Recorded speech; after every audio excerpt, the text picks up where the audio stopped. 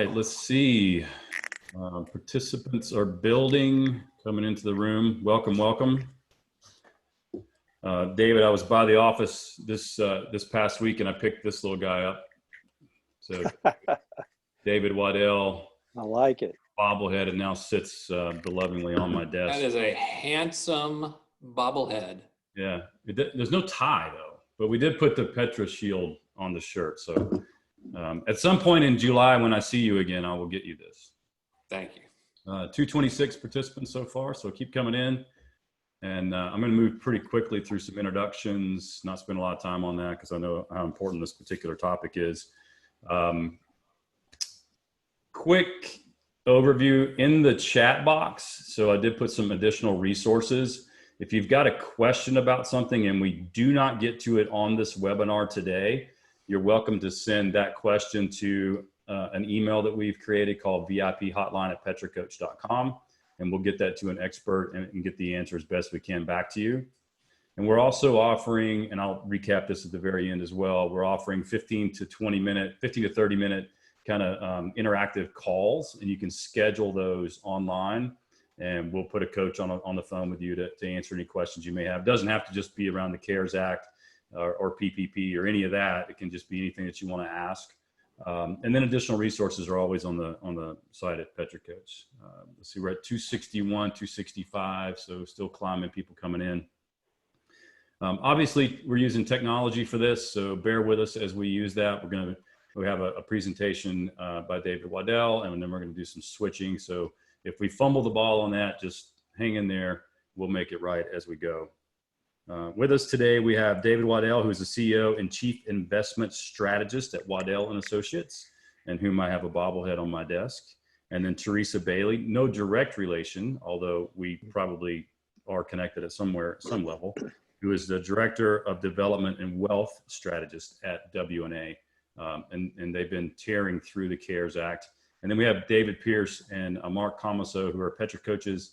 Again, people who have been tearing through the CARES Act and understanding, a very intricate subject, very important subject at a level that they can convey some information to you. So David is going to get us kicked off with a presentation, and then Teresa is going to follow. Mark and David Pierce are going to be available for questions. We're going to run for about 30 to 40 minutes in content. I encourage you to hold your questions until the content is ended, because our hope is that we're going to cover 90% of your questions.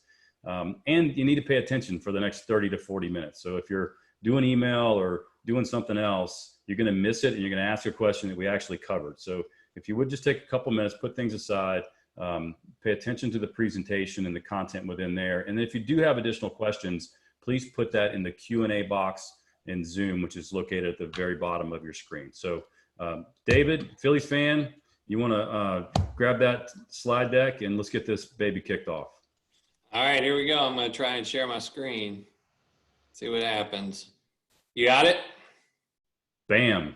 There it is. Nice job. All right. So good morning and thanks for joining the presentation. We're honored to be invited back by Petra as a resource for all of you in these turbulent times. And certainly Petra should be commended for getting such great content out so quickly to everybody. I'd expect nothing less of Andy and his team, given all the good work they've done for us over the past 10 years. Andy, we're a better business because we work with you, so thank you for that. Thank you, David. So here's the agenda. Like he said, I'm going to go through, I cannot do anything without slides. So I'm going to go through just a brief macro orientation, and then I'm going to hand the microphone and the clicker to Teresa to talk more micro about what's in the CARES Act, how it's relevant for your business, that although they passed the act, there's still a delay in sort of getting things up and implemented. So you don't need to feel like you have everything figured out today. You've got a little time before implementing. But this will start getting those thoughts moving, I think, in your head. So with that, and with the all clear, I'm going to go ahead and do a little macro. Run. Good. All right. So this isn't the first pandemic that we've had. I'm going back to 1900 here. We've had 4. You probably know this already, but we had a big nasty one back in 1918. We didn't have any antidotes. We didn't have any vaccines. We just sort of had to wait it out. And that was a particularly deadly virus in the middle of World War I. Then we had another in 1957. We had another in 1968, similar strain that came back on us. And then there was a particularly nasty and contagious virus that you all have forgotten about called the swine flu back in 2009. So if we're trying to figure out what's going on with the economy today, we have 4 analogs that we can go back and research. I won't take you through each of them, but I have found one that I think is the best fit, and we'll use that as a framework. So get in your time machines, go back to 1957. Here are some stats from the Asian flu. The reason why I feel like this is a good analog is not only was it a deadly disease, it also created a bear market, and it also created a recession. I expect that from the coronavirus as well. So back in 1957, sadly, 1 million people across the planet died from the Asian flu. That amounted to about 0.3% or 0.03% of the global population. There was a bear market.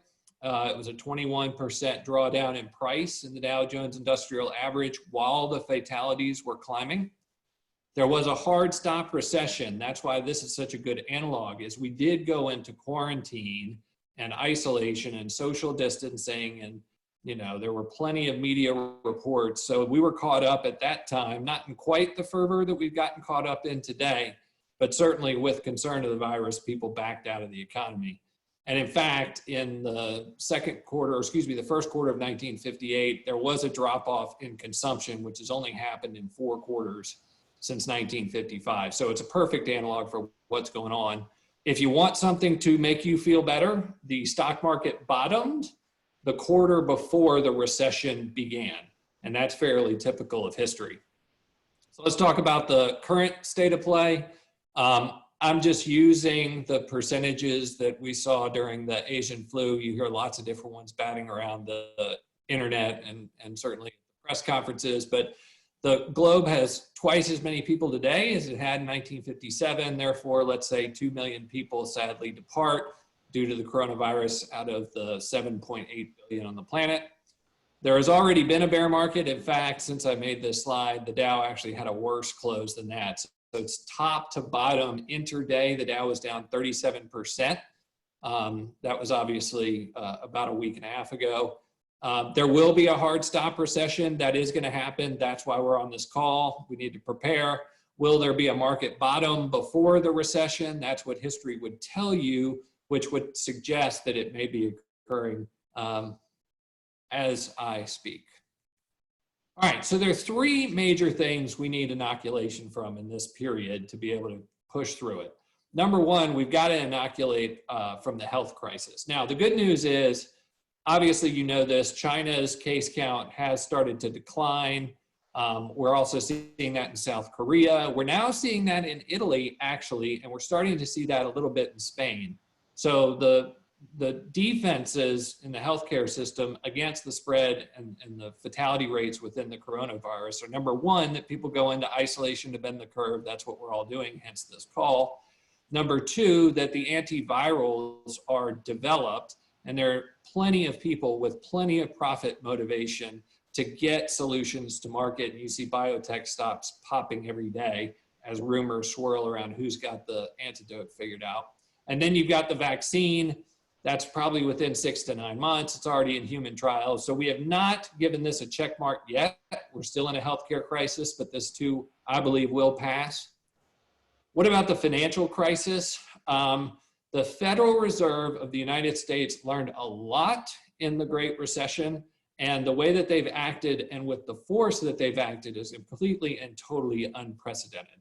So rates have been cut to 0, as you know. They've also provided unlimited supply of liquidity for money market funds, commercial paper, interbank lending markets. And so they're printing money like crazy. Quantitative easing is now turned unlimited by the Fed chair. We are not going to have a financial crisis. And the banks came into this strong, not weak. So in my judgment, we've already inoculated against a financial crisis. And lastly, what about the economic crisis? How bad can it get? All right, so if we look at the street's estimates for what could happen in the second quarter of 2020, they're pretty dire. Now, these are quarter over quarter annualized. For the analog, going back to 1958, they were down 10%. Well, the worst prediction on the street, and the one that should give you the most nausea, is Morgan Stanley saying that we'll be down 30% within the quarter over quarter annualized. That's a pretty scary number. I'll let that simmer. But what the media doesn't tell you is that in the third quarter, they project a 29% return in GDP quarter over quarter. And then a sustained level of GDP growth above what we saw going in. So there's a lot of conjecture around this is going to be a V shape, this is going to be a W, this is going to be an L. In reality, all of the analogs demonstrate that this is a V. If it's not a V, it's going to be a V in the stock market because that's the way the stock market behaves. And so even though the projections for Q2 are dire, and you need to digest that, the projections beyond that are actually pretty rosy. All right, so in terms of the economic crisis, how are we going to get from here to there? Well, that's where the government stepped up and said, we'll pump 2.2 trillion in to assist, and that is the CARES Act, which Teresa is going to tell us a lot about. Now, they've already sort of hinted that there's perhaps more stimulus on the way. And just to size this, the amount of stimulus or, the bridge, the mitigation of this act is about almost 10% of total GDP. That's huge and twice what we saw during the great financial crisis. So will this work? The answer is yes. Will it work for everyone? Unclear. So it's going to help on the macro level. On the micro level, your business and its success are truly up to you. Now, they have done three things within this bill that we're going to talk about, or Teresa will at length. Number one, you've heard a lot about this, loan forgiveness for small business who maintain payrolls. We're going to talk about how to do that. Deferment of employer payroll taxes. There's about $300 billion allocated to that. We're going to talk about that. And then you will get some mailbox money, whether that boosts consumption or not, I don't know. Maybe it was money for votes, who knows? But there's money that should hit your mailbox depending on how much money you make. And then for those who are unemployed and need assistance, obviously they've done a lot for them. So the details of this, I will leave to Teresa Bailey. And Teresa, I'm gonna stop sharing my screen so that you can start sharing yours. Thank you, David. Yeah, David, that was really good. And I think it gives us a high level view of now what we can get into some of the details of that one particular section. I appreciate you doing that for us. Yeah, and it was quick, Andy. You did great. But like the hour-and-a-half long presentation, it's on our website. That may be the quickest slideshow David Waddell has ever produced in his entire career. Well, I do think it's important, though, to have context into just how big this package was. Also, the most important thing for me to do right now is thank my team. This bill was huge in all of the details, everything it covers. This presentation, I may be giving it, but absolutely wouldn't have come together without such a smart team. They are just awesome rock stars. Speaking of teams, the first thing I want to point out is this is a situation for which you will need a rock solid advisory team. We even have a presentation for EO and YPO forums about how good advice can go bad. And what we mean by that is you may be getting good advice from 4 or 5 different professional advisors right now, but if someone isn't coordinating that advice, whether that's you or a strategist like me, if you have one, someone needs to be the CEO of how your firm is going to take advantage of the CARES Act. So if you don't have everybody communicating together, now's the time to do that. Getting into the actual CARES Act, Coronavirus Aid, Relief, and Economic Security Act, that's what it actually stands for. The big question, and everyone, I'm going to roll through this really quickly because I do want to allow for as much time for not even questions, maybe even just dialogue. This is going to cover a lot. The big question is, how does this act deliver cash to both individuals and businesses? What we've heard a lot about are the loan portions of the CARES Act. There's a whole lot more that's going on. So for individuals, we've got recovery rebates, access to your IRA and employer plan dollars, expanded unemployment, student loan relief, and more. Businesses, we have the emergency grants, existing SBA loan payment relief, the payroll tax credit, payroll tax deferral, and payroll protection loans, that PPP program everybody's talking about.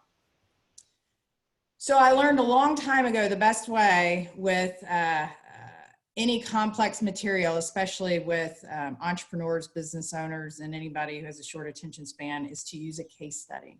So in honor of life being so dang surreal right now, our case study is Willy Wonka and his chocolate factory.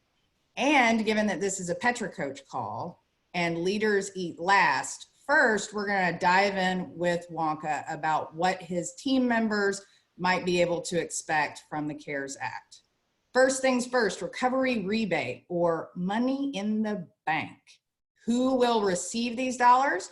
You must be a US citizen or resident, not a dependent of someone else. So if your firm has a lot of college kids who are working full-time and full-time students, if they are dependents of their parents still, they will not be covered. Work eligible Social Security number, and your AGI needs to be under 75,000 if you're a single filer, 112.5 for head of household, and then 150,000 married filing jointly. Phase outs will apply after that. They're a little bit complex on this one. I'll get to that in a second. How much will they receive? 1,200 individual filer, 2,400 joint filer, and then $500 for each child under age 17, not 17 and under age 17. So if you have a 17-year-old, this will not apply. The amount of the phase out is $5 for each $100. So it depends also on the amount of children. Think of this rebate as a bucket, the maximum amount you could have qualified for, and then they're going to strip away some dollars if you're over the phase out amount. If you have no children, your sort of guardrails are if you make over 198 together, married filing jointly, you would not get this rebate amount, or single filer of 99, you're out of luck on that. Other notes for Wonka as he helps his team get through this and also helps himself understand if he has to have layoffs, what they might have to be able to take advantage of. He needs to guide them to verify the direct deposit bank account they last used on a tax filing, because that's where the money's headed. If you use direct deposit on your tax return, that's the place they want to send it. If that bank account no longer exists, that's going to be a problem. You also need to guide them to verify the mailing address on the last return they filed. If they've moved, they need to use Form 8822. The reason is if they moved and they changed their bank account, there will be a letter issued within 15 days of the direct deposit. And so if you've moved, change your bank, close your bank account, and then you didn't update your address with the IRS, it's going to be one heck of a mess. Also, just a few quick notes. If you haven't filed your 2019 return, you may want to go ahead and file it now if it is more favorable for this rebate. If your 2020 income is below those thresholds I mentioned, you may, if your 2020 income is below the threshold, but it was above it for 2019, you'll still get the rebate, but a year from now with your 2020 return. So if you don't qualify for 2019, but your income drops this year and you do, you'll just have to wait a year to get your money. If you get money on your 2019 return and you get it deposited now, but then in 2020, when everything rebounds, you make more money, they will not claw it back. And then another item about it's not going to be taxable income. Okay, next on the list of help Wonka's employees can receive. If someone is diagnosed with COVID-19, their spouse or dependent is diagnosed with COVID-19. And here's where a lot more people will qualify. If they experience adverse financial consequences as a result of being quarantined, furloughed, laid off, or having their work hours reduced because of COVID-19, or they are unable to work because they lack childcare during this time, they will now have access to funds in their IRA and their employer plans. So that's where Wonka needs to pay attention. his employees now could have access to Wonka's 401k plan. When and how much, it'll be up to $100,000 in combination of IRA and employer plans. It can happen anytime in 2020. So if there was a withdrawal in January, that will retroactively still apply to this. They made it for the entire year. Taxes owed can be spread over a 3-year period. You must decide. You'll either pay it in tax year 2020 or you'll defer it and pay it over 3 years. You can't pay a little here and pay more later. The withdrawal can be repaid back into the account over 3 years. 20% mandatory withholding out of the 401k can be waived if they note that it's a coronavirus related distribution. And the 10% early withdrawal penalty will be waived for those under 59 and a half. So a couple notes on that. Obviously, as a business owner, Wonka is going to need to get his employer plan advisor involved and help him figure this out. If he decides later in the year, if he's got enough cash and he's going to file taxes in July, maybe he's going to defer his safe harbor one time a year contribution to the Wonka plan, he may find himself in a position where if he's going to retire in a couple of years and he's still trying to maximize his own retirement plan contribution, I think it's important to note on this strategically that if he still does his profit sharing plan contribution, the employees now have access to go in and grab that cash. So come July, still do the retirement plan contribution, but now Wonka's employees can go in and grab that cash if they need it. Typically, while still employed, that would have to stay there until they left employment or they retired. So Wonka will want to advise his employees to talk to their own personal investment advisor, talk to the Wonka plan investment advisor before making a withdrawal, also with their tax preparer. This is something that's been added. It's typically in areas that have had damage from, say, a hurricane. So the plans do know how to work this into the withdrawal. Your plan may need to be amended. Plan loans were also enhanced. As a side note, it was typically 50% of your vested amount. Now you can take a loan out for 100% of your vested amount. Also, the maximum loan increased to $100,000. And they delayed payments on current loans for up to 1 year. So this is a place where small businesses are going to need their retirement plan providers to help them out with their employees. Hey, Teresa, before you move to this next slide, there's a couple of questions that have come in based on some of the previous information. And then Allison Stackpole, if you've got your hand raised, if you wouldn't mind putting your question in the Q&A box, it'll be awesome. So one of them is, if your income exceeds the phase outs, can you get the $500 for a kid? So that's where it gets more complicated. I'll be happy, Andy, to send you a chart. It's think of it as a bucket, all of your possible, and then it's going to phase out $5 for every $100. Even the 500 of the kids goes into that bucket. Okay, so the answer is yes, and it'll be reduced at some level. Yes. Okay, and then the other question was around, does resident definition include green card holders as well as OPT students? And that's open to anyone. Yeah, that I wouldn't be able to speak to at this time. I'd have to look into that. All right, so maybe DP or Mark, we can start doing a little bit of research on that and we'll get back to you on it. So just had a couple of questions and I'll jump in as I see stuff. If you can hold your questions till the end, it'd be awesome. Go ahead, Teresa. Yeah. Other items for Wonka to keep in his team notes. Unemployment, if he does have to let someone go, it's been expanded. There's now pandemic unemployment insurance. That also now covers those that didn't typically qualify, even self-employed. So if he has a contractor, for example, that sole job is really making Wonka's candy wrapper designs, and suddenly Wonka doesn't need any more design work, that self-employed individual will now qualify for unemployment. So he doesn't need to worry about that designer guy. Elimination period is now waived. You used to have to wait for benefits. I believe it's a week. Also, $600 will be added to each state's typical benefit for 8 extra weeks. Student loans, really generous student loan payment deferral as part of the CARES Act. So if you do have young adults working for you, know that they will be able to turn off payment for their, that qualify, their federal student loan until September 30th.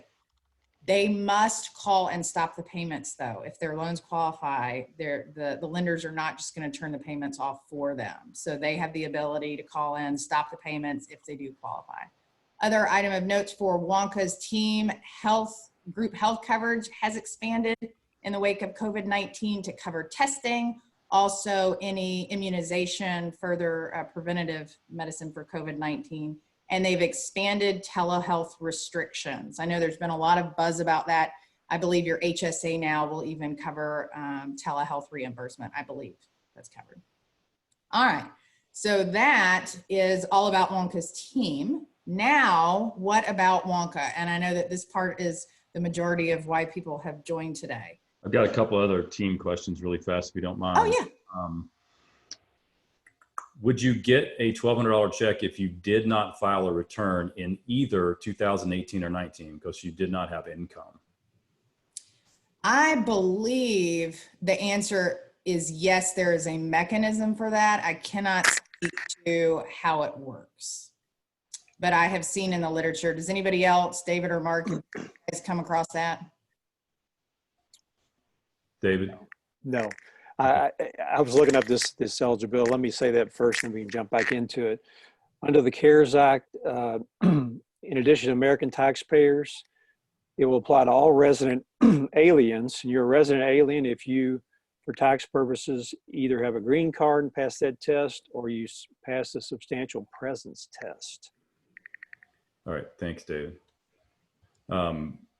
You know, there's a lot of questions coming in as I anticipated, so I'm gonna do my best to hold off to get to them at the end, but there are ones that are coming up section by section I think might be pertinent. Yeah.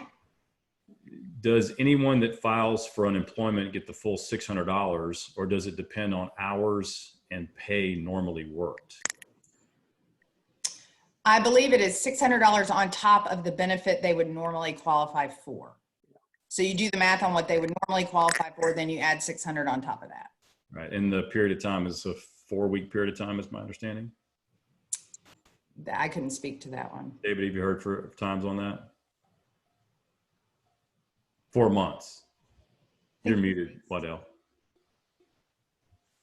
Oh, you get 8 weeks of that benefit, is that? 8 weeks. Yeah. Yeah, so does that mean $600 per week for 8 weeks? Perfect. I'm just answering these, asking these things in real time. It's $600 per week for up to 4 months is what the legislation shows. 4 months, okay. Yeah. And how does the pandemic UI apply to straight commission EEs? So I'm assuming that's user interface to like independent contractors. So they have expanded to cover independent contractors. So the math on that, I can't speak to, but I do know they will be covered and they will get the additional.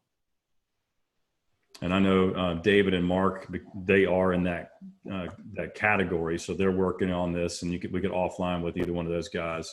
For early IRA withdrawals, you say the amount can be repaid over 3 years. Does this mean the funds will be repaid, or can this just be used and not repaid back to the IRA?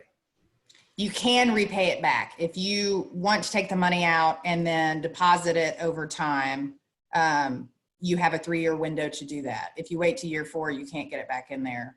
You would deposit it through payroll deposits at that point into your retirement plan, into your IRA. It would be a non-deductible contribution. Okay, one more in that particular category. If an individual has a very low income and gets financial aid for school, any thoughts if taking $100K, she has an inherited IRA, would affect financial aid analysis? Ooh, I'd have to dig into that. Inherited IRAs, I don't think you can pay them back. I saw that, but that would be one I'd want to follow up on for financial aid. And again, there's 100 questions in here. So I'm gonna let you roll on and I'll bounce in as best I can and ask when it's appropriate.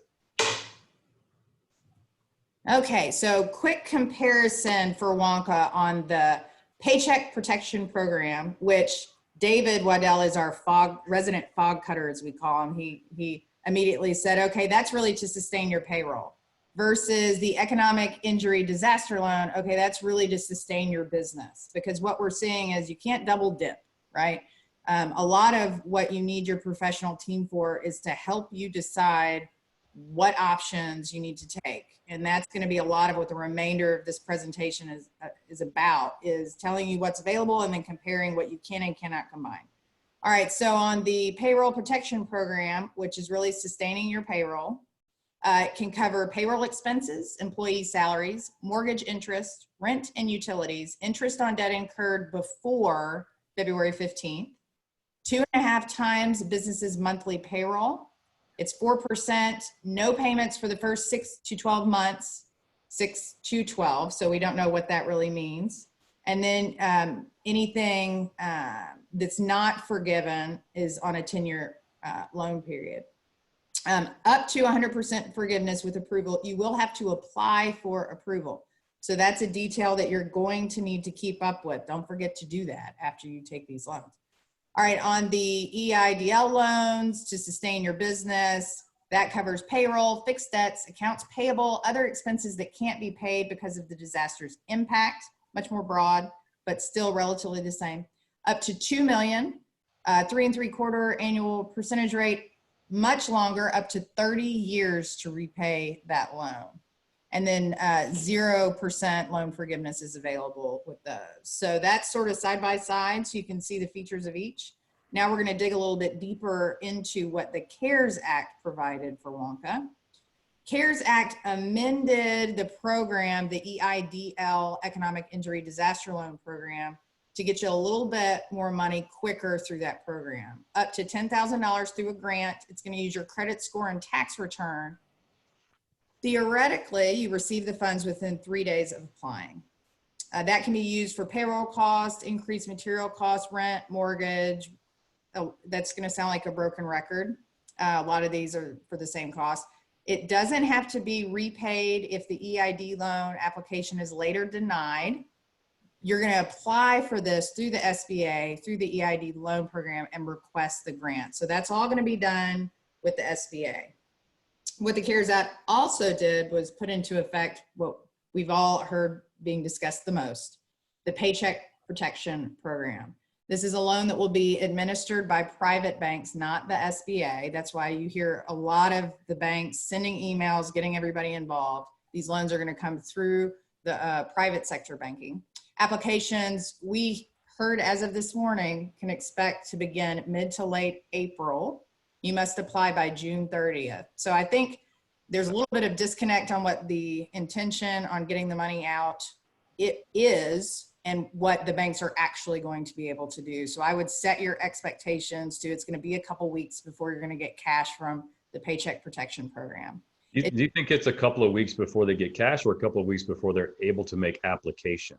Well, a couple of weeks is for application is what I heard up this morning. So, I mean, maybe somebody figures out how to do it more quickly, but I think if people were thinking they'd get money this week, it's just not going to happen. So it may be applications go in 2 weeks and then money comes out a week or two after that, but set your expectations. This is not quick money. It's going to be a couple weeks to get these funds. Yeah, I think it's a couple of weeks before the banks figure out how to even like begin to collect the paperwork and process it. And then probably another period of time after that before the funding actually happens. And in the recap of this call, we've created hey, these are the things that you're going to need to get ready to take to the bank. So that's something you can be doing. And I think my opinion, business owner, coach opinion would be not to have a run on hitting your bank up for a bunch of information right now when they don't really know, so that they can have some time to figure it out. If I'm calling my banker constantly, she doesn't have time to figure this thing out. So I'll put that in the recap. Yes, that's great advice. And the application must be submitted by June 30th. So even if you're in a situation where you're not, in complete dire straits strapped for cash, but you still are going to need some later on by June 30th, so you can get that application in. Record keeping matters, right? So forgiveness is for a certain period of time, 8 weeks. So Perry Green on our team, who is the master of all this data, he's sifting through it, reading everything, heard somewhere, I thought it was great advice, to take these funds, if you get a loan from the Paycheck Protection Program, and put them in a specific account, right? Only use it for this. And your record keeping on these expenses is going to matter. It must be used for working capital needed to carry out your business until normal operations resume, maintaining payroll, providing paid sick leave, paying rent, paying utilities, repaying interest only on business debt. So there's gonna be very specific features. You're gonna have to submit items with your application for forgiveness. So make sure you have super detailed records and that your bookkeeper is absolutely engaged and on your team and knows exactly what this is for. This is intended to cover the same losses as an EIDL loan. So in all of this, think through, they're not gonna let me double dip, right? So if you're using an EIDL loan, you already have to pay some of these expenses, that portion's not gonna be forgiven. So in all of this, you sort of have to strategically approach your situation knowing that you're not gonna be able to double dip. So if we go on to some actual math, and I'm gonna acclimate everybody to the screen because I know this is a little much. Can you guys see my cursor? Yes. Okay, perfect. So what we've done is we've divided this into employees making less than 100,000 a year and employees making more than 100,000 a year.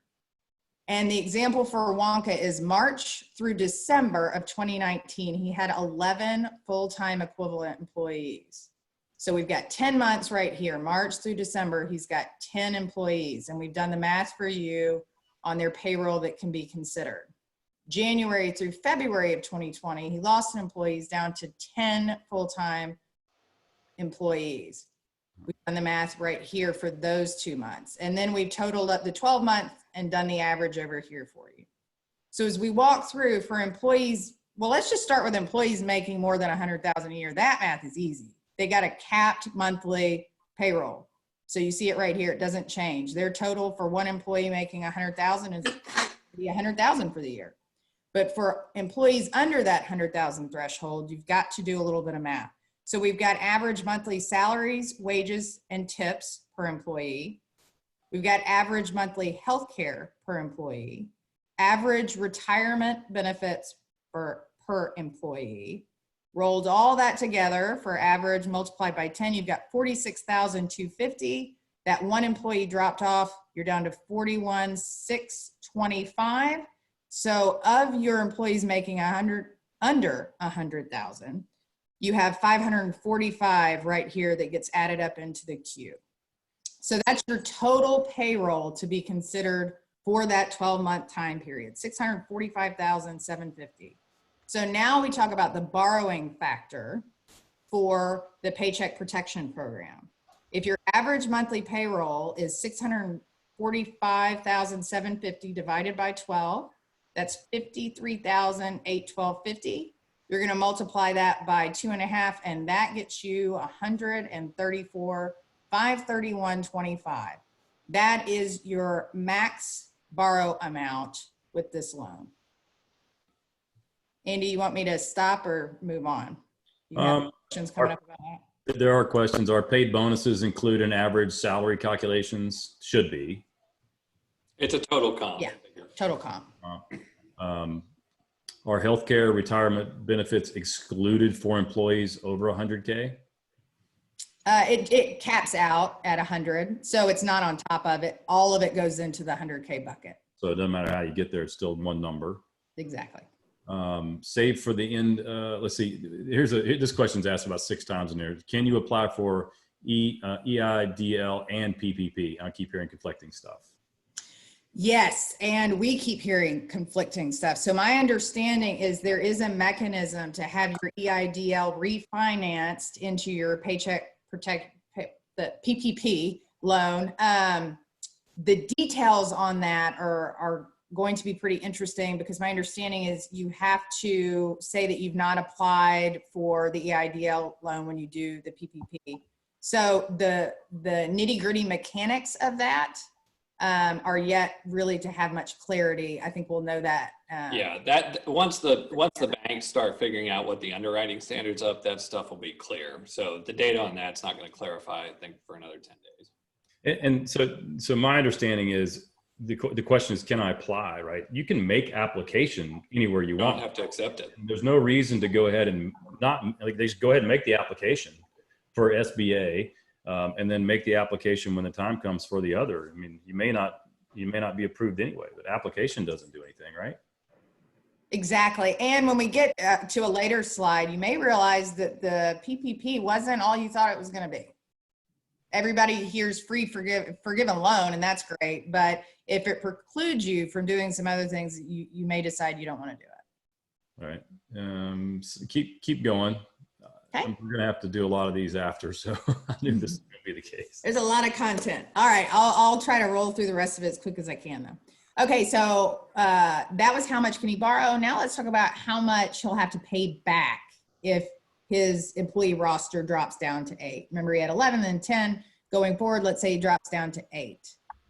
So let me walk through this math. So Wonka can choose which time period gives his business the more favorable outcome. So you're looking for a greater retention rate. That's going to increase the rate of loan forgiveness. So option 1 is basically, think of it 2019 versus 2020.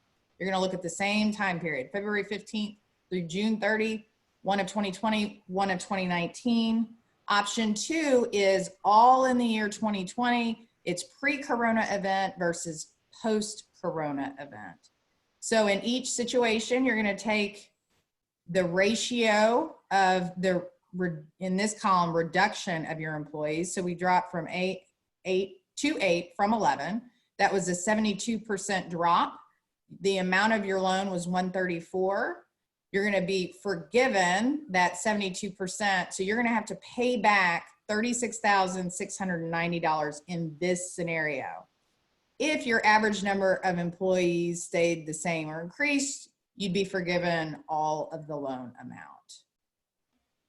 If, again, you had to drop to 8 employees, but you choose to use the 2020 time period, you go from 10 employees to 8 employees. That's 80% that you've been able to retain. So you're going to have an 80% forgiveness of your loan. So you have to pay back $26,906.25 in option 2. So obviously Wonka is going to go with option 2. He's only going to look at the year 2020 for his reduction in average number of employees. So you do have those 2 options when you do the forgiveness calculation. You can compare it to 2019, or you can show everything that happened within the year 2020. All right, moving on. What about Wonka's tax return and the effect of the Paycheck Protection Program loan? So this is interesting. Cash on hand, you're going to receive the loan. Wonka receives $134,531.25. He pays it out in salary. Net effect in his bank account is 0. On his tax return, he will receive $134,531.25 in tax deduction, we believe. So that's all based on regs to come. That's part of the things that we still don't know. Right now, it looks like that can be a tax deduction. They may decide to clean that up on the back end. We shall see. Okay, now, payroll tax credit and deferral. I know that this has been, once you see it for what it is, it's easy, but how the information came out, everybody was very, very confused about this. So for the credit on payroll tax, you're going to have to qualify. You must need to be entirely or partially shut down by the government, or revenue must be down by over 50% calendar quarter 2020 versus 2019. You cannot combine this with the Paycheck Protection Program. It's only on eligible wages, and you're going to get 50% credit for amounts paid to employees that maxes out at 5,000. So 10,000 of each employee's comp. You're going to get 50% credit on that. And it's a credit against only the employer share of payroll taxes. I am constantly reminded, especially by Perry in our office and other CPAs, that the IRS frowns really, really hard on you not depositing your employees' payroll taxes. So there is no part of any of this CARE Act where you don't have to deposit the employee portion. This is only on the employer portion. All right, deferral is different. Obviously credit, you get credit for it, you don't have to pay it. Deferral is you defer payment of. So on the deferral side, virtually all employers, remember the CARES Act was 500 and under, virtually all employers, so even the big employers can defer on payroll taxes, but you can't do it if you're using the PPP. And what you defer is only the Social Security portion, that 6.2% of the employer's payroll tax liability. And it's done for the period of March 27th, when the CARES Act was signed, through December 31st. And the deadline, you don't have to make any deposits for that Social Security portion between that window. When you do make the deposits, 50% will be due 12/31/2021. So next year, 50% will be December 31st of the following year, 2022. All right, so that is a little bit on credit versus deferral. If we go on to the next one, we'll talk about eligibility for that credit. All right, so how you qualify for the credit. Let's compare these two companies, right? So company A, 2019, 100,000 each quarter, total annual revenue was 400,000. Company B, 100,000 in each quarter, total annual revenue also 400,000. Company A, however, experienced an initial 50% drop in quarter two in their revenue, not their profit, their revenue. That's really important to note. And it stayed below 80% of quarter three, 2019 in quarter three, 2020. So it dropped 50 and it stayed below 80%. So company A can take this credit for 2 quarters. Company B, however, never dropped below 50% over the previous quarter. And so they never got to use the credit. So your revenue must be down by 50% over a previous calendar year, or if you were shut down, mandated that you were shut down, you can use it as well. When might it make sense to take credit, the credit over the PPP forgiveness? If your average employee makes more than 24,000 and your headcount is expected to stay the same, if your business still has the ability to rebound quickly, and you may not qualify for the credit at all, given how your cash flow is working. The math on that 24,000, by the way, is over here on the right. 24,000 divided by 12 is 2,000. Payroll protection program, you're going to get 2.5 times that average payroll. So the break even is employees that make $24,000 a year.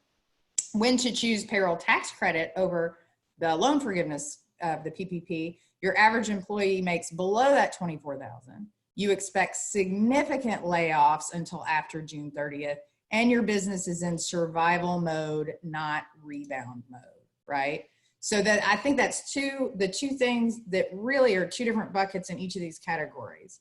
Are you going to rebound quickly, or are you just in survival mode? All right, and then deferral over forgiveness. When is it better to take the Paycheck protection loan or the payroll deferral?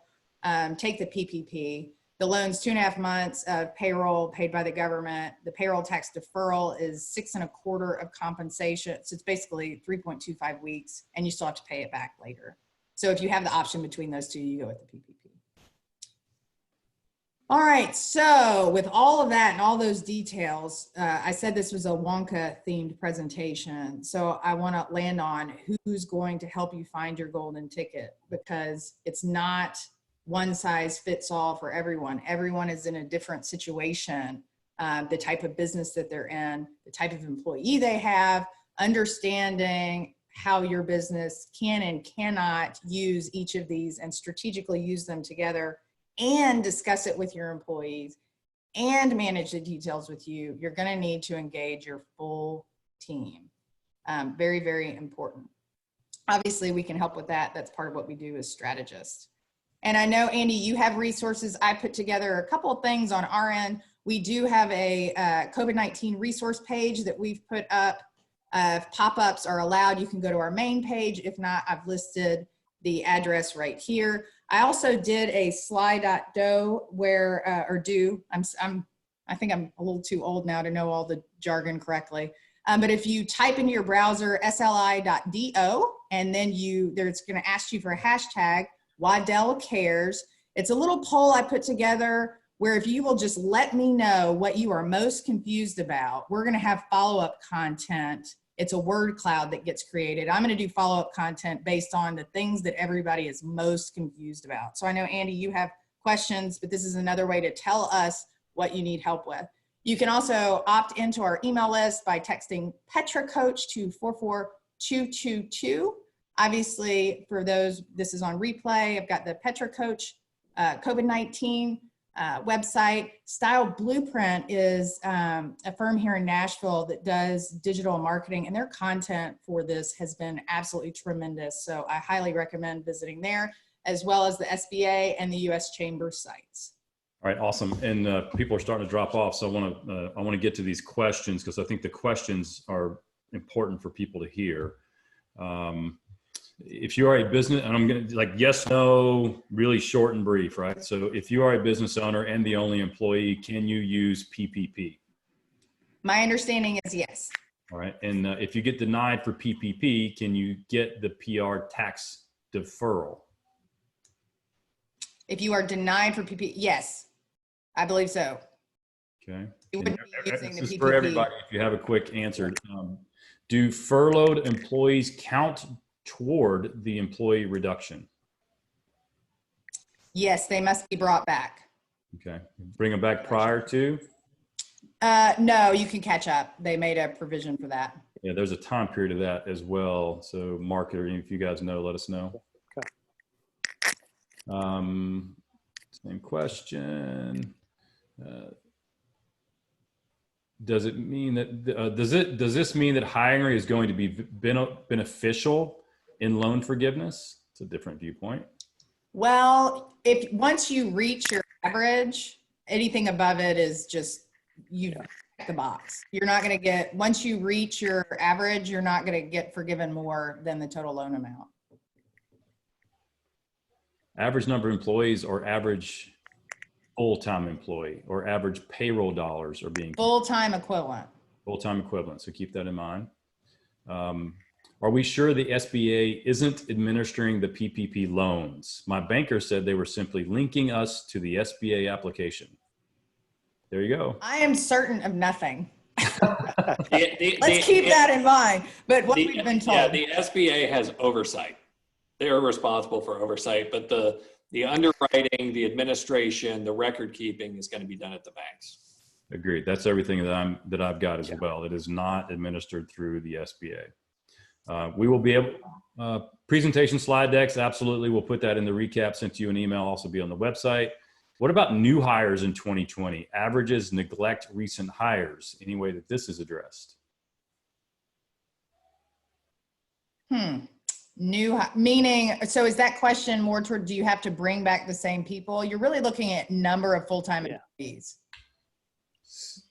Average number of full-time employees over the last, well, you have two different time periods, but over the last 12 months, let's use that as the example.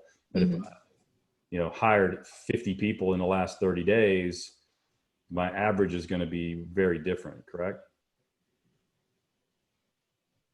It will be different, but it'll be weighted. So you only have 1 month. You only have 1 month at that 50 employees. So it'll still weight throughout the year. It will go up because of that, but not as significant as it sounds like it would. Okay. And we can take that. That's from David Cerns. So if you need additional information, let us know. Our company's internal workforce is W-2, but our entire sales team is 1099. This question's in here a few times in different formats. Where do the 1099 fall into this calculation, if any? My understanding is we're talking about W-2s. Yep. That's my understanding as well. So 1099s, independent contractors that are paid through an organization do not count in this calculation, correct? That is my understanding. Mine as well. And that question is asked quite a bit in this chain. What is the actual mechanism to calculate the PPP loan amount for an independent contractor self-employed who has no employees? David, Mark, you guys have been working on this. Yeah. There is no guidance yet. I think the rules when they come out will define that. We don't know if it's 1099. We don't know if it's a Schedule C. they haven't, the act was not explicit on it, other than saying sole proprietors are covered under the PPP rules. So we got to wait, what I understand. Right. And I know you guys are having a meeting later today on that, or tomorrow. So if you want to send, if anybody wants to send something to the hotline, we can get that over to these guys. Yeah. And then Teresa, in your calculation, you strictly used payroll, right? And I know rent and utilities are also inclusive of some of this. Is it the same type of calculation? You just kind of put that number in there? David, I saw you shaking your head. Are you? Well, because you're going to get a check, and you can spend that check on what's qualified. So it's still going to calibrate to your payroll. Yeah. And use it for mortgages, utilities, et cetera. Yeah. So if my calculation on payroll is $200,000, do I go to the bank and ask for $200,000 plus rent plus like utilities and all the other things that are inclusive in here? So there's the formula for what you can borrow, right? And then how much of the loan is going to be forgiven, but you can apply the dollars that you borrow to those specific things, right? Right. So there's a calculation for how much you can borrow. There's a calculation for how much can be forgiven. And then there's acceptable uses for those dollars. They don't all have to be paid on payroll. Okay, so you may borrow more than you're forgiven. Yes. You could. Good, and that'll be more clear, Andy, once we get into the underwriting standards. Yeah. All right. Owner compensation, included, or is it guaranteed, or are guarantee payments included? That I can't speak to yet on guaranteed payments. Anybody? Your Mark guessing this right there. Owner compensation and guaranteed payments? That's one of the ones. I hadn't seen anything on guaranteed payments, so I did not see anything on that. Yeah. So this is one of the areas that I personally fall into. If we increase the amount of employees we had from this time last year, can we also reimburse their compensation? So again, this is the average number. Mm-hmm. If you say that to me again, if you increase. We increased the amount of employees we have from this time last year. So this year we have more than we had last year. Can we also reimburse their compensation? I think the question is, do they count in our calculation? The answer is yes. Yes. And then to calculate, do we look back from March 19 to February 2020? You gave this example in your presentation. Yeah. I mean, I think we're just on that slide. Yeah. So yeah. So to choose based on the reduction, you're going to do same time frame comparison, or you're going to do what happened pre-corona to what happened post-corona. The greater your retention ratio, the greater your loan forgiveness. So you're basically just going to plug it right into a spreadsheet like this and figure out what your change in employees for the two time frames was. The ultimate goal of this is to keep people working and keep people paid. Yep. So this is an interesting question. How is need defined? If we have an untouched LOC that is greater than the PP loan max, would we not qualify? I haven't seen any details on that. I mean, if you've got existing facilities, whether that's used against you or not, I don't know. I don't think so. Andy, some of the Government's guys trying to take responsibility for shutting you down. Yeah. Right. So they're trying to give you something in return for that. Yeah. Whether they hold your other credit facilities against you or not, I don't think so. Some of the reviews were says they're not going to look at availability as one of the qualifiers for this. It's simply, did you have payroll? Were you in business, as of the beginning of the year, basically? And that's really the only two specific qualifiers that they mention in the act. Yeah, the underwriting is going to be super lax. Otherwise, they couldn't process it all. Again, there's 75,000 branches for 5 million small businesses. Does PPP? Sorry, go ahead, Mark. Go ahead, Andy. Go. Does PPP consider profitability at all? I can't imagine it would. It's revenue based. Revenue based. So, and keep in mind, we're coming up on time, so I'm going to keep going. If everybody's got time, I'm just going to keep blowing through these. If you need to jump, send me a text. Can 1099 folks file for unemployment or get family leave benefits? Ooh, the FMLA, that I'm not certain of, but they can file for unemployment now under the Pandemic Assistance Program. DP, you got some input? I don't know about the family leave. I know unemployment, yes. We have a family leave. There's an overview of that on the website too, if you want to grab and jump that. During the 8 weeks of PPP, can we increase employees' wages and still get compensated in full, since their compensation is more than prior to February 15, 2020? During the 8 weeks of PPP, can we increase employees' wages? This is a puzzle, and still get compensated in full, since their compensation is more than prior to February 15, 2020. Oh, you mean in the forgiveness? Okay. Correct. So can the forgiveness be larger than the loan amount? The answer, I don't think. No. I don't think you know. Oh, no, you can only be forgiven up to the amount of the loan that you took. The loan that Right. was based on Right. average number of payroll. Yeah, Brian says, I don't think PPP was revenue based. I thought it was just number of employees. I don't think it's based on whether you generate revenue or whether you generate profit, right? The revenue applies to the tax credit. Okay, tax credit only. Good. If all our employees are part-time, can we apply, or is this only for full-time employees? Full-time equivalent is my understanding.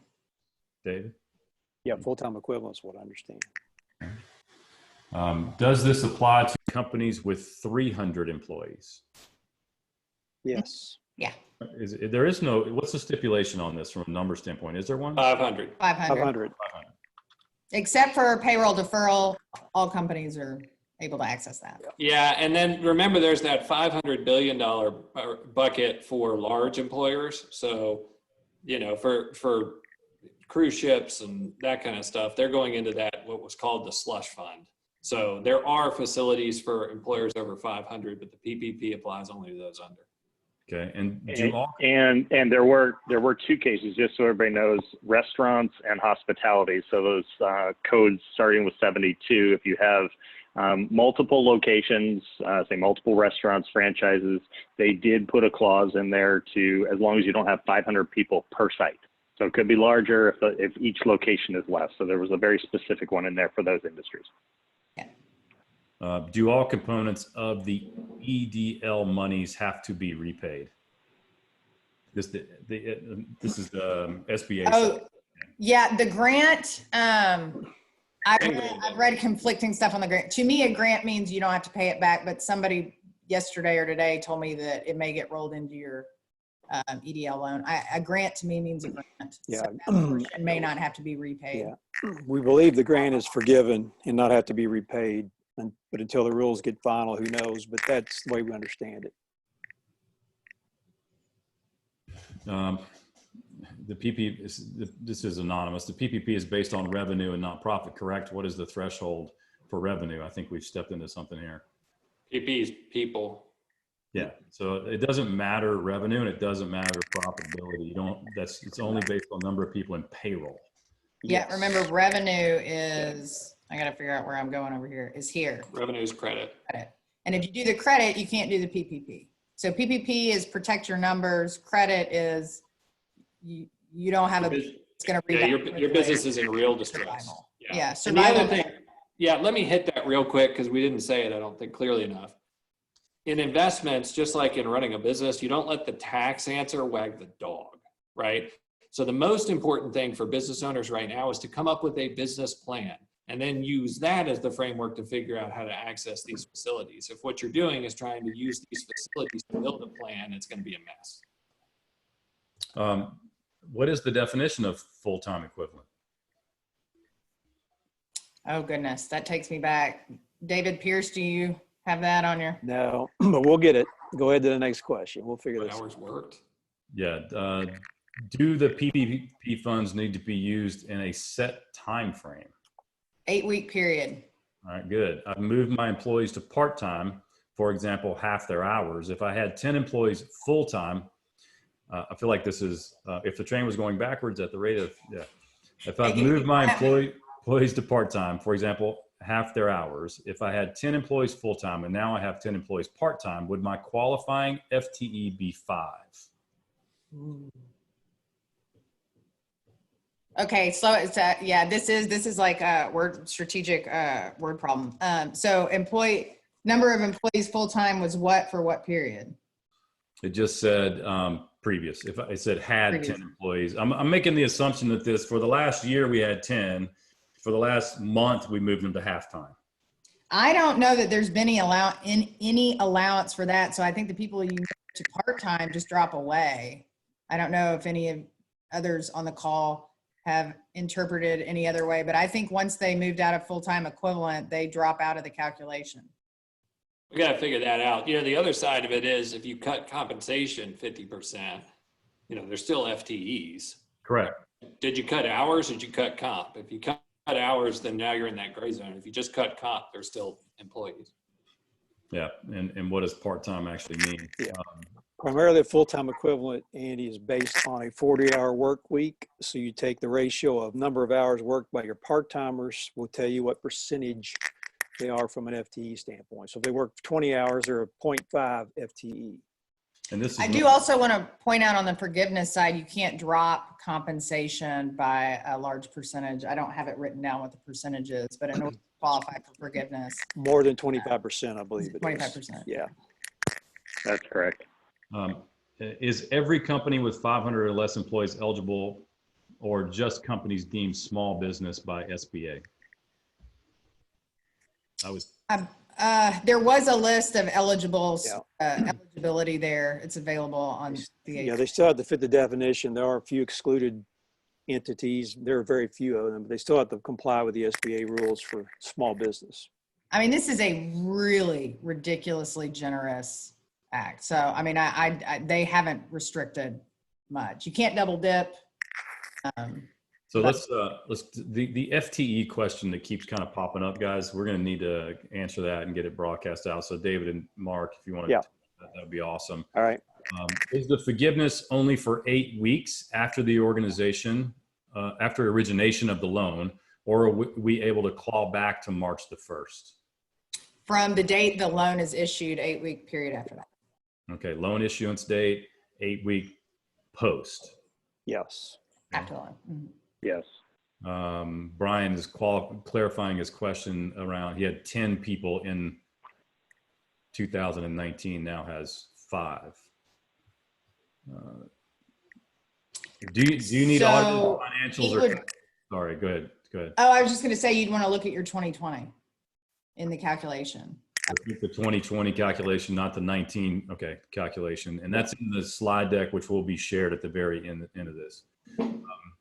For PPP, do we know if we need to provide audited financials and or just tax returns?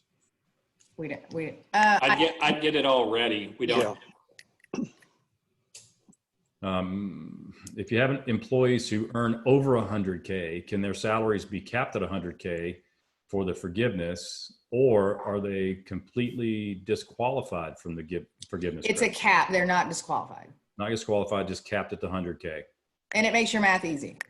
Yeah. How should we strategize revenue recognition and revenue generation with the greater than 50% loss qualification in mind? How should we strategize revenue rev rec and revenue generation with the greater than 50% loss qualification in mind? Well, David Waddell, I think this speaks to you don't want to be strategizing on the downside unless you are in emergency situation. I'll let you. Yeah, I mean, you do not want to be eligible for the credit, right? Yeah. It's not enough money to matter. You want your business to be successful. So trying to game the recognition, maybe that's an accounting question, but I certainly wouldn't sabotage the business to pick up a credit. Yeah. I heard to qualify for the additional $600 on top of your regular unemployment benefit, you had to be economically impacted because you were either sick with the virus or told to quarantine due to exposure. Those are 2 qualifications. There were a list of like 7 other qualifications in your presentation, Teresa. This is for the expanded unemployment? Unemployment. Yes. Yeah, I have it in there, but I don't have details of it. David or Mark, do you guys have any qualification for that? I haven't heard that there's a decision tree once you go down there, whether you get the extra or not. Yeah, good luck with the audits on all this stuff. Yeah. When in doubt, check the boxes. Yeah. You didn't hear that from us. If I don't get to your questions or you don't get a good solid answer, just submit it again through that VIP hotline at petrocoach.com. We'll do the research on and get it back. Yeah.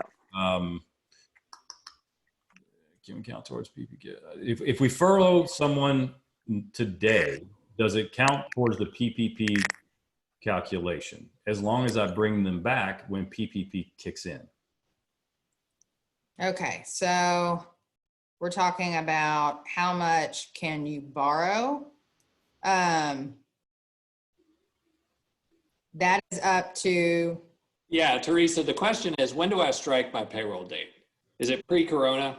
So if I furloughed people this week, my understanding is this window is a time period where you're going to have some leeway. Once the PPP starts, you're going to be able to bring people back. So everything I've seen has been February timeframe. David or Mark, have you guys seen anything different? Yeah, that's what we're saying. It all depends on when these rules come out and we can start making applications. So I think that's going to be redefined when the rules come out. But yeah, that's what we're seeing. February's the time frame they're looking at right now. And I think they know everybody's just trying to make decisions on, the cash they have in the bank. So they've been, as I said before, pretty generous so far. Yeah, Teresa, I think you hit the nail on the head. It seems to be a very generous program. And my sense in reading this stuff and talking with people who have been building this is that they're not looking to catch people on the technicalities. They want to get people the funding, within reason. So it's, a lot of these questions are very particular ones. Again, we won't know, as David Pierce said, we won't know until we have those rules and regs. But, again, I don't think that they're trying to catch anybody. I agree. I'm going to keep going if you guys have time. As a sole proprietor owner of an LLC, I have cut my income draw to nothing.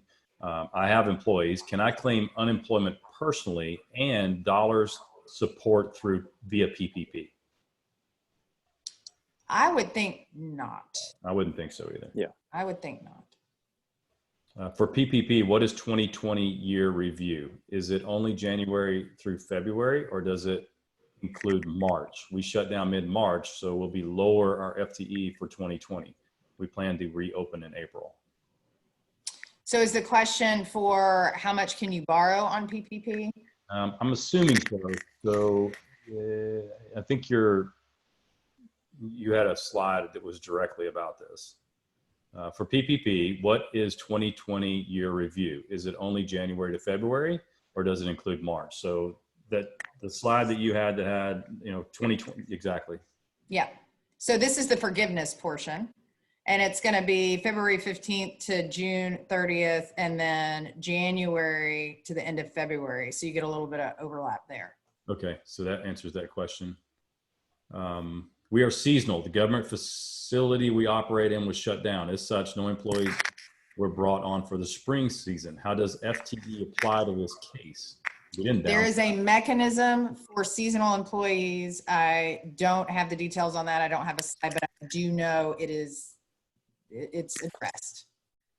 It's in there and it's complex is essentially the answer. If I have 4 employees making more than 100K, my cap is 100K for each of those employees for a total of 400K. Good question, answered it. The 8-week period where PPP would be forgivable must take place before 6/30. Example, someone who originates the PPP loan in 6/1, the 8 weeks would go past that, correct? You have to apply by the 30th. So I haven't seen this addressed specifically, and not all things follow logic, but if you have to apply by the 30th, I would think that 8-week period happens whenever your loan comes through, which could be mid-July, depending on the turnaround, and then your 8-week begins. So that's something to be strategic about as well. When you may have to apply right now because you got to get your payroll stuff figured out. Yeah. And I will also state that the provisions on this can change as the situation changes. And like I mentioned, there may be another stimulus behind this one as well. So I think some of that stuff is going to calibrate to how the disease progresses. All right. I do think it's pertinent. I did see a question in there, Andy, though it is and I'd look to David and Teresa to help too on this, but the funding is a fixed amount, right? We know it's $360 some odd billion. Once that money is gone, it will be gone. So if you're a leader and you're thinking, oh, you know what, maybe I'll wait a little bit longer to bring people back and use this, so I won't apply, it is going to get used up. So it is going to be a bit of a game. Good point. Go ahead, David. And it's not enough. It covers 50% of payroll for like a month or something. Yeah. So that's why they're talking about a subsequent. So that's a good point. I mean, getting first in line might be the best decision. All right, we're about 15 minutes over, so I'm going to call it. There's about 15 or 20 more questions that are in here, chat box. So I can get those addressed via email. Again, if we didn't get to your question, or you didn't get good clarification, or the question was answered and it generated 12 more questions, there's going to be a lot of questions. So bounce those to us. Again, VIP hotline at petrocoach.com. We'll get them to someone that can answer them. Teresa's got a slide up here. There's lots of ways of getting in touch with us. There are tons of resources online. We're going to take all of these questions and the answers and put them in an FAQ format so that people can just go in, find the question, and find an answer to the question. Because as you can see from this format, the same one gets asked over and over and over again. So with that, thank you so much for attending. I really appreciate the information. Teresa, you did a fantastic job. David, you were pretty good too. Thanks, Coach. There will be a recap that goes out in an email to every person that was on this, both the video replay of the presentation, as well as a written recap of the information, along with a lot of the other pieces that go out. If you need help with any of this stuff, jump on some of those resources that we gave you earlier. If you want somebody to engage with you to help you through this process, let us know. We have resources. Obviously, Waddell and Associates is available as well. So everybody stay safe, everybody stay well, and let's get back at it. Thank you.